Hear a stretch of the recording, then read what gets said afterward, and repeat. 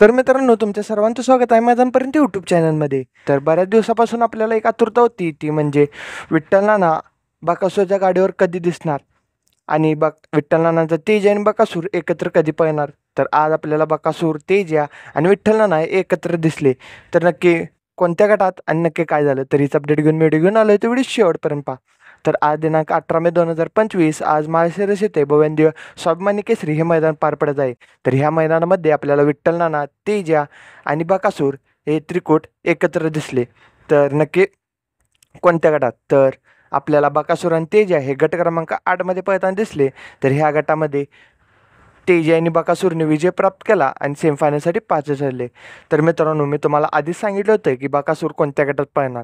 जर तुम्ही तो व्हिडिओ पाहिला नसाल आणि आता कोणत्या सीमेत पळणार हे जाणून घ्यायचं असेल, तर आपल्या चॅनलला सबस्क्राईब करा आणि बेल आयकॉन ऑलवेज सेट करा.